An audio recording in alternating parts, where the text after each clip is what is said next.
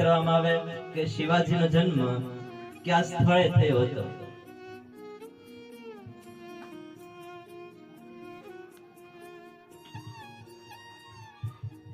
શિવાજીનો જન્મ શિવનેરીના કિલ્લામાં થયો હતો. ખૂબ સરસ, વેરી ગુડ. બિલકુલ આન્સર આપનો સાચો છે. તો ટીમ ભૂતનાથને 10 માર્ક મળશે. બીજો પ્રશ્ન ટીમ સોમનાથને પૂછવામાં આવશે. તમારો બીજો પ્રશ્ન છે, પથ્થરના લેખોને શું કહે છે?